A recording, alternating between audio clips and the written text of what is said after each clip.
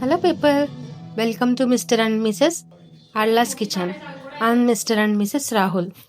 ఈరోజు మనం రెగ్యులర్గా చేసుకునే ఆలు పరోటా కాకుండా కొంచెం స్పెషల్గా, కొంచెం హెల్దీగా పాలకూర యూజ్ చేసి పాలకూర ఆలు పరోటా ఎలా చేసుకోవాలో మనం ఈ వీడియోలో చూద్దాం.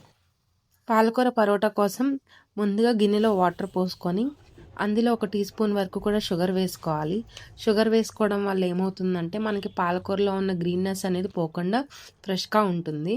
హాట్ వాటర్లో ముందుగా కట్ చేసుకున్న పాలకూరను వేసుకోవాలి. పాలకూర మునిగేంత వరకు కూడా మనం వాటర్లో డిప్ చేసుకొని ఒకసారి తీసి పక్కన పెట్టుకొని ఇప్పుడు పాలకూరని మనం కోల్డ్ వాటర్లో వేసుకోవాలి. హాట్ వాటర్లో నుండి తీసి ఇప్పుడు కోల్డ్ వాటర్లో నుండి తీసిన పాలకూరని మనం మిక్సీ జార్లో వేసుకొని కొంచెం మెత్తగా పేస్ట్లా పట్టుకోవాలి.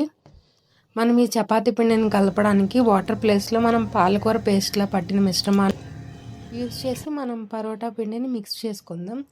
నేను ఈ పరోటా పిండి కోసం 1 కప్పు వరకు కూడా గోధుమ పిండిని తీసుకున్నాను.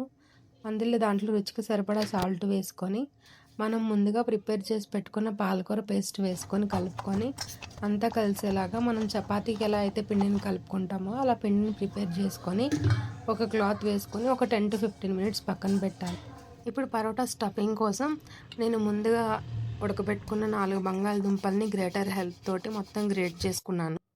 గ్రేట్ చేసి పెట్టుకున్న ఆలూలోనే నేను ఒక పావు కప్పు వరకు సన్నగా కట్ చేసిన ఆనియన్స్, అలాగే ఒక 2 మిర్చి సన్నగా కట్ చేసుకుని వేసుకున్నాను. అలాగే కొంచెం అల్లం ముక్క, కొంచెం కొత్తిమీర, రుచికి సరిపడా సాల్ట్, కొంచెం జీలకర్ర పొడి, అలాగే కొంచెం గరం మసాలా, లాస్ట్లో కసూరి మేతి వేసుకొని బాగా కలుపుకోవాలి. వాటర్ పోసుకోకుండా మనకి బాల్ అయ్యేంత కన్సిస్టెన్సీలో మనం కలుపుకోవాలి.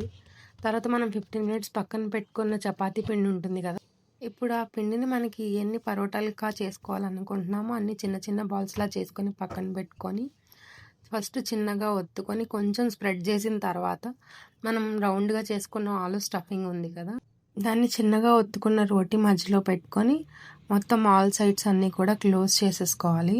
ఏమన్నా ఎక్స్ట్రా పిండి ఉంటే కనుక లాస్ట్లో మనం దాన్ని కట్ చేసేసుకొని సెపరేట్ చేసేసుకోవాలి.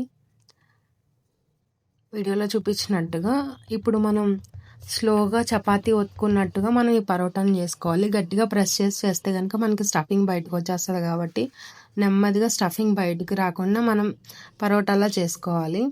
ఇప్పుడు వేడిగా ఉన్న ప్యాన్ మీద వేసుకొని ఒక సైడ్ హీట్ అయిన తర్వాత ఫ్లిప్ చేసుకొని కొంచెం ఆయిల్ పోసుకుంటూ మనకి 2 సైడ్స్ కూడా బాగా కాలేంత వరకు కూడా మనం కాల్చుకుంటే కనుక మనకి పాలకూర ఆలు పరోటా అనేది రెడీ అయిపోతుంది. ఈ పాలకూర ఆలు పరోటా మనకి కర్డ్ తోటి అయితే చాలా టేస్టీగా ఉంటుంది. ఎప్పుడు రెగ్యులర్గా ట్రై చేసే ఆలు పరోటా కాకుండా ఒకసారి హెల్తీగా ఈ పాలకూర ఆలు పరోటా ట్రై చేయండి. ట్రై చేసి మీకు ఎలా వచ్చిందో కామెంట్ సెక్షన్లో కామెంట్ చేయండి. ఈ వీడియో కనుక మీకు నచ్చినట్టయితే please like, share, subscribe. Thank you.